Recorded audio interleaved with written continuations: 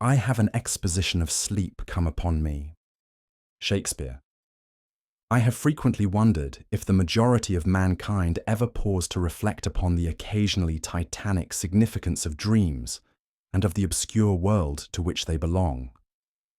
Whilst the greater number of our nocturnal visions are perhaps no more than faint and fantastic reflections of our waking experiences, Freud, to the contrary, with his puerile symbolism, there are still a certain remainder whose mundane and ethereal character permits of no ordinary interpretation, and whose vaguely exciting and disquieting effect suggests possible minute glimpses into a sphere of mental existence no less important than physical life, yet separated from that life by an all but impassable barrier.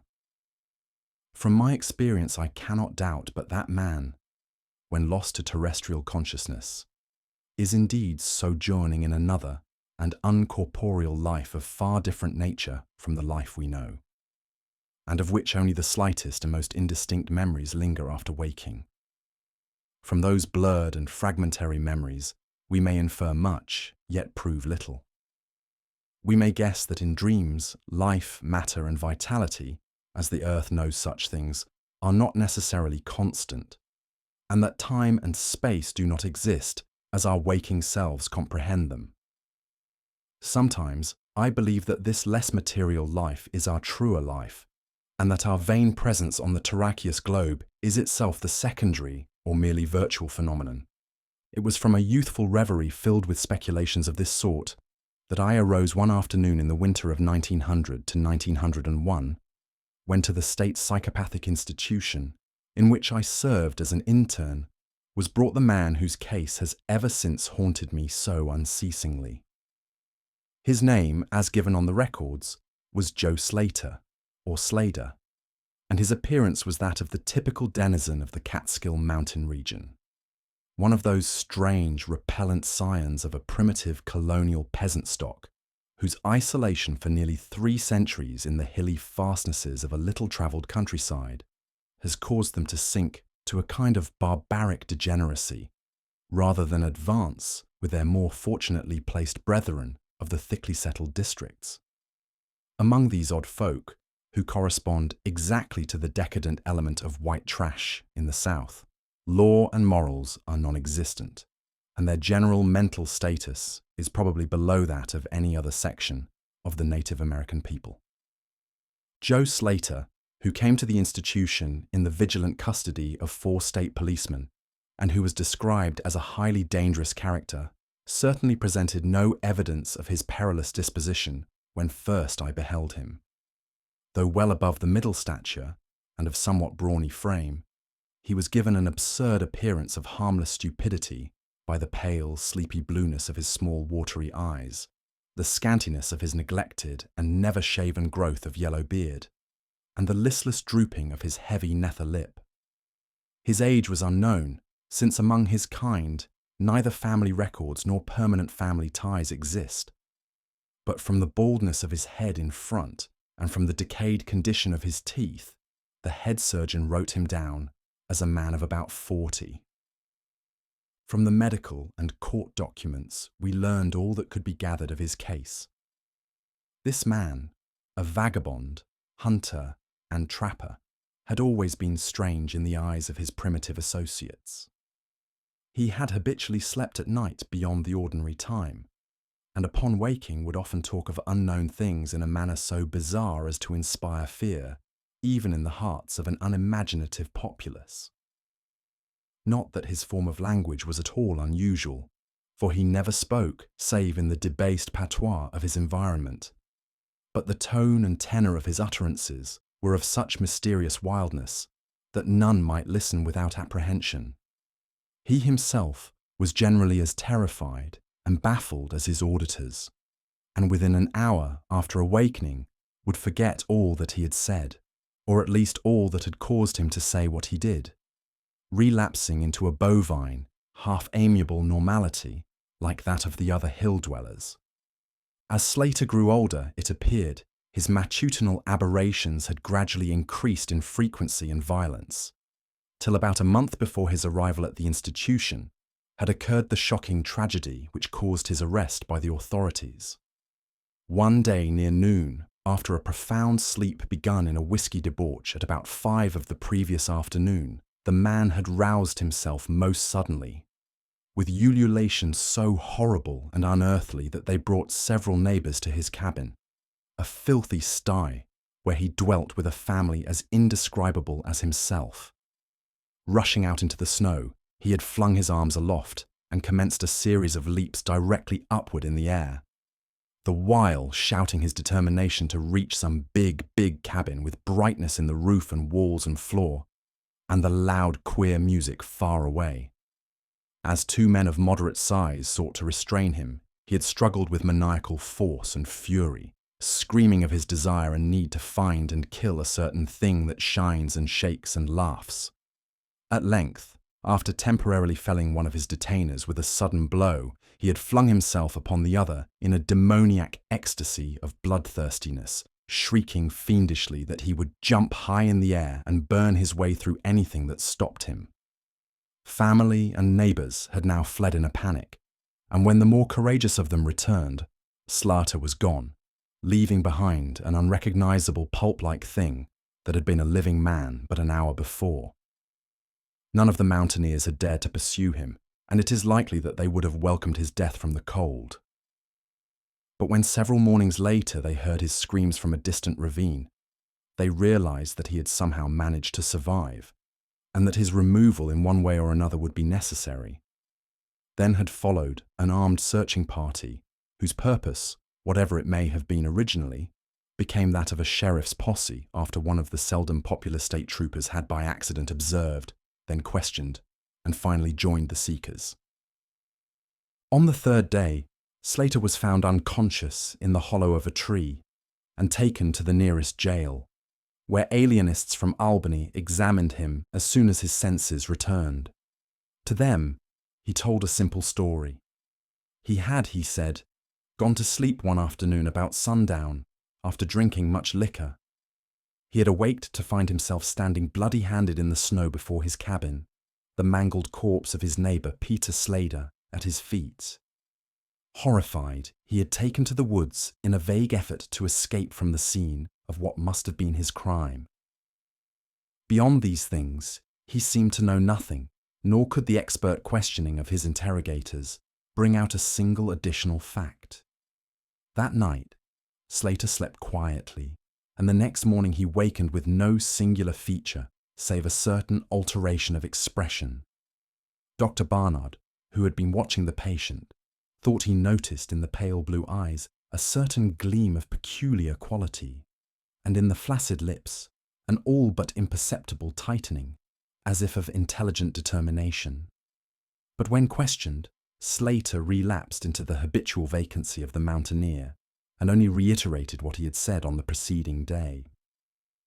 On the 3rd morning occurred the first of the man's mental attacks. After some show of uneasiness in sleep, he burst forth into a frenzy so powerful that the combined efforts of 4 men were needed to bind him in a straitjacket. The alienists listened with keen attention to his words, since their curiosity had been aroused to a high pitch by the suggestive yet mostly conflicting and incoherent stories of his family and neighbours. Slater raved for upward of 15 minutes, babbling in his backwoods dialect of great edifices of light, oceans of space, strange music, and shadowy mountains and valleys. But most of all did he dwell upon some mysterious blazing entity that shook and laughed and mocked at him. This vast, vague personality seemed to have done him a terrible wrong, and to kill it in triumphant revenge was his paramount desire. In order to reach it, he said, he would soar through abysses of emptiness, burning every obstacle that stood in his way. Thus ran his discourse, until with the greatest suddenness he ceased. The fire of madness died from his eyes, and in dull wonder he looked at his questioners and asked why he was bound. Dr. Barnard unbuckled the leathern harness and did not restore it till night, when he succeeded in persuading Slater to don it of his own volition, for his own good. The man had now admitted that he sometimes talked queerly, though he knew not why.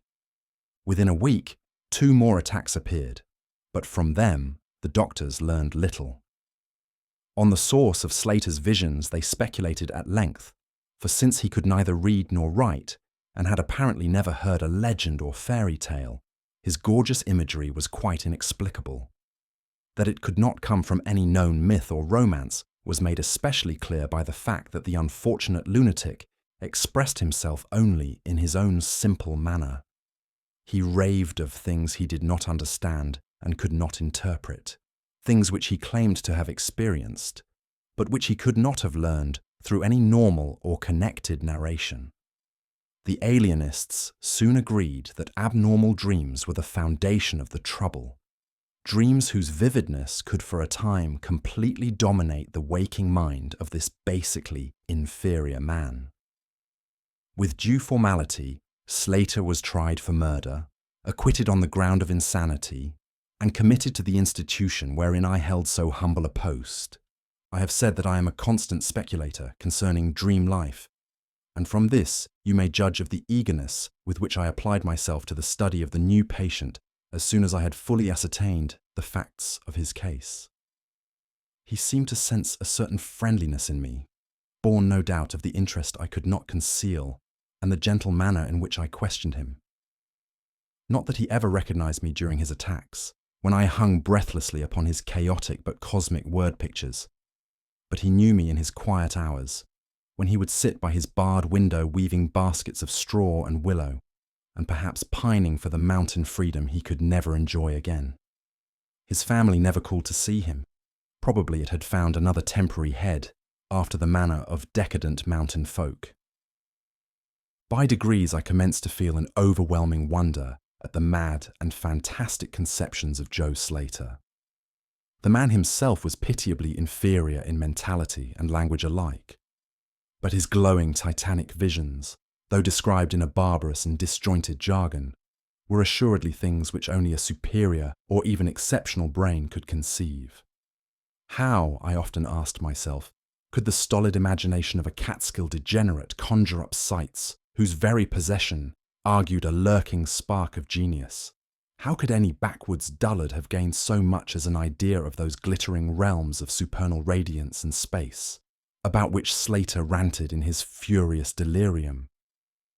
More and more, I inclined to the belief that in the pitiful personality who cringed before me lay the disordered nucleus of something beyond my comprehension, something infinitely beyond the comprehension of my more experienced but less imaginative medical and scientific colleagues. And yet I could extract nothing definite from the man. The sum of all my investigation was that in a kind of semi-uncorporeal dream life, Slater wandered or floated through resplendent and prodigious valleys, meadows, gardens, cities, and palaces of light, in a region unbounded and unknown to man.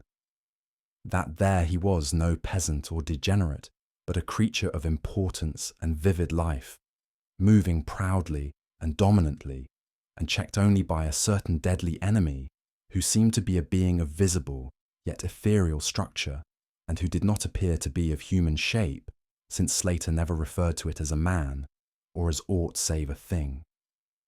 This thing had done Slater some hideous but unnamed wrong, which the maniac, if maniac he were, yearned to avenge. From the manner in which Slater alluded to their dealings, I judged that he and the luminous thing had met on equal terms, that in his dream existence the man was himself a luminous thing of the same race as his enemy. This impression was sustained by his frequent references to flying through space and burning all that impeded his progress. Yet these conceptions were formulated in rustic words wholly inadequate to convey them, a circumstance which drove me to the conclusion that if a true dream world indeed existed, oral language was not its medium for the transmission of thought. Could it be that the dream soul inhabiting this inferior body was desperately struggling to speak things which the simple and halting tongue of dullness could not utter? Could it be that I was face to face with intellectual emanations which would explain the mystery if I could but learn to discover and read them? I did not tell the older physicians of these things, for middle age is skeptical, cynical, and disinclined to accept new ideas. Besides, the head of the institution had but lately warned me in his paternal way that I was overworking, that my mind needed a rest. It had long been my belief that human thought consists basically of atomic or molecular motion, convertible into ether waves of radiant energy like heat, light, and electricity. This belief had early led me to contemplate the possibility of telepathy or mental communication by means of suitable apparatus, and I had in my college days prepared a set of transmitting and receiving instruments, somewhat similar to the cumbrous devices employed in wireless telegraphy at that crude, pre-radio period. These I had tested with a fellow student, but achieving no result, had soon packed them away with other scientific odds and ends for possible future use. Now, in my intense desire to probe into the dream life of Joe Slater, I sought these instruments again and spent several days in repairing them for action. When they were complete once more, I missed no opportunity for their trial. At each outburst of Slater's violence, I would fit the transmitter to his forehead and the receiver to my own, constantly making delicate adjustments for various hypothetical wavelengths of intellectual energy. I had but little notion of how the thought impressions would, if successfully conveyed, arouse an intelligent response in my brain, but I felt certain that I could detect and interpret them. Accordingly, I continued my experiments, though informing no one of their nature. It was on the 21st of February, 1901, that the thing finally occurred. As I look back across the years, I realize how unreal it seems, and sometimes half wonder if old Dr. Fenton was not right when he charged it all to my excited imagination. I recall that he listened with great kindness and patience when I told him, but afterward gave me a nerve powder and arranged for the half-year's vacation, on which I departed the next week. That fateful night I was wildly agitated and perturbed, for despite the excellent care he had received, Joe Slater was unmistakably dying. Perhaps it was his mountain freedom that he missed, or perhaps the turmoil in his brain had grown too acute for his rather sluggish physique. But at all events, the flame of vitality flickered low in the decadent body. He was drowsy near the end, and as darkness fell, he dropped off into a troubled sleep. I did not strap on the straitjacket, as was customary when he slept, since I saw that he was too feeble to be dangerous, even if he woke in mental disorder once more before passing away. But I did place upon his head and mine the two ends of my cosmic radio, hoping against hope for a first and last message from the dream world in the brief time remaining. In the cell with us was one nurse, a mediocre fellow who did not understand the purpose of the apparatus or think to inquire into my course. As the hours wore on, I saw his head droop awkwardly in sleep, but I did not disturb him. I myself, lulled by the rhythmical breathing of the healthy and the dying man, must have nodded a little later. The sound of weird lyric melody was what aroused me. Chords, vibrations, and harmonic ecstasies echoed passionately on every hand, while on my ravished sight burst the stupendous spectacle of ultimate beauty. Walls, columns, and architraves of living fire blazed effulgently around the spot where I seemed to float in air, extending upward to an infinitely high-vaulted dome of indescribable splendor. Blending with this display of palatial magnificence, or rather, supplanting it at times in kaleidoscopic rotation, were glimpses of wide plains and graceful valleys, high mountains and inviting grottos, covered with every lovely attribute of scenery which my delighted eye could conceive of, yet formed wholly of some glowing, ethereal, plastic entity, which in consistency partook as much of spirit as of matter. As I gazed, I perceived that my own brain held the key to these enchanting metamorphoses. For each vista which appeared to me was the one my changing mind most wished to behold. Amidst this Elysian realm I dwelt not as a stranger, for each sight and sound was familiar to me. just as it had been for uncounted aeons of eternity before, and would be for like eternities to come. Then the resplendent aura of my brother of light drew near and held colloquy with me, soul to soul, with silent and perfect interchange of thought. The hour was one of approaching triumph, for was not my fellow being escaping at last from a degrading periodic bondage, escaping forever, and preparing to follow the accursed oppressor even unto the uttermost fields of ether, that upon it might be wrought a flaming cosmic vengeance which would shake the spheres. We floated thus for a little time, when I perceived a slight blurring and fading of the objects around us, as though some force were recalling me to earth, where I least wished to go. The form near me seemed to feel a change also, for it gradually brought its discourse toward a conclusion, and itself prepared to quit the scene, fading from my sight at a rate somewhat less rapid than that of the other objects. A few more thoughts were exchanged, and I knew that the luminous one and I were being recalled to bondage, though for my brother of light it would be the last time. The sorry planet shell being well nigh spent, in less than an hour my fellow would be free to pursue the oppressor along the Milky Way and pass the hither stars to the very confines of infinity. A well-defined shock separates my final impression of the fading scene of light from my sudden and somewhat shame-faced awakening and straightening up in my chair as I saw the dying figure on the couch move hesitantly. Joe Slater was indeed awaking, though probably for the last time. As I looked more closely, I saw that in the sallow cheeks shone spots of colour which had never before been present. The lips, too, seemed unusual, being tightly compressed, as if by the force of a stronger character than had been Slater's. The whole face finally began to grow tense, and the head turned restlessly with closed eyes. I did not arouse the sleeping nurse, but readjusted the slightly disarranged headbands of my telepathic radio, intent to catch any parting message the dreamer might have to deliver. All at once, the head turned sharply in my direction, and the eyes fell open, causing me to stare in blank amazement at what I beheld. The man who had been Joe Slater, the Catskill decadent, was now gazing at me with a pair of luminous, expanded eyes, whose blue seemed subtly to have deepened.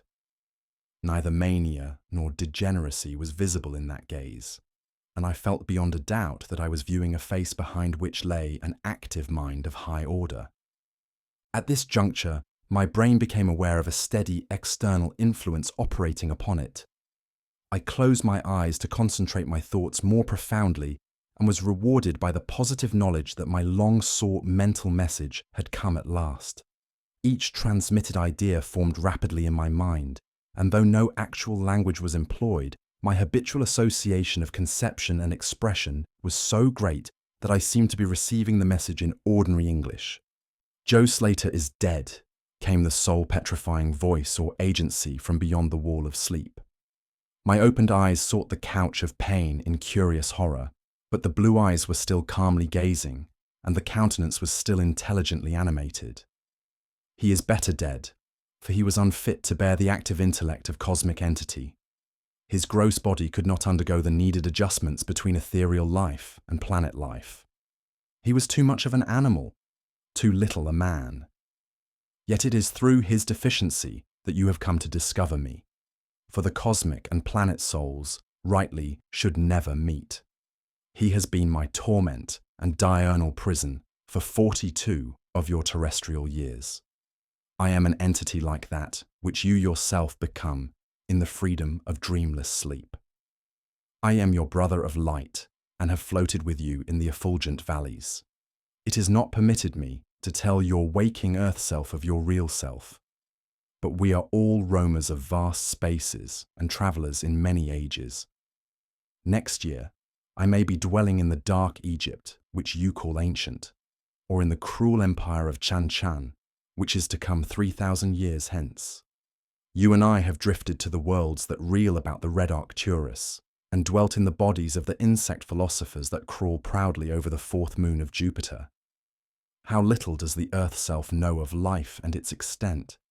How little indeed ought it to know for its own tranquility? Of the oppressor I cannot speak. You on earth have unwittingly felt its distant presence, you who without knowing idly gave to its blinking beacon the name of Algol, the demon star. It is to meet and conquer the oppressor that I have vainly striven for aeons, held back by bodily encumbrances. Tonight I go as a nemesis bearing just and blazingly cataclysmic vengeance. Watch me in the sky, close by the demon star. I cannot speak longer, for the body of Joe Slater grows cold and rigid, and the coarse brains are ceasing to vibrate as I wish. You have been my friend in the cosmos. You have been my only friend on this planet, the only soul to sense and seek for me within the repellent form which lies on this couch. We shall meet again, perhaps in the shining mists of Orion's sword, perhaps on a bleak plateau in prehistoric Asia, perhaps in unremembered dreams tonight, perhaps in some other form an aeon hence, when the solar system shall have been swept away.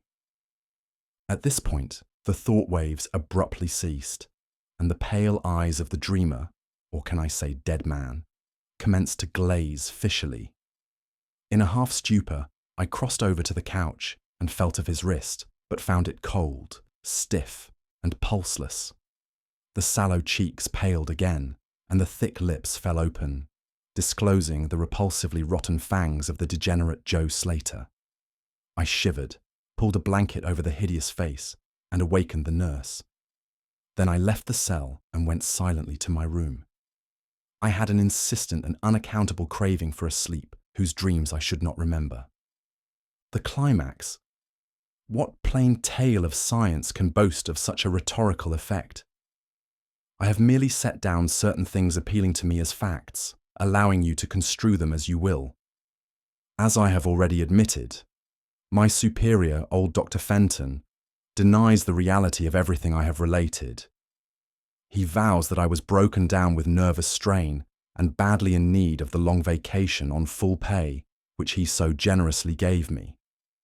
He assures me on his professional honor that Joe Slater was but a low-grade paranoiac whose fantastic notions must have come from the crude hereditary folk tales which circulate in even the most decadent of communities.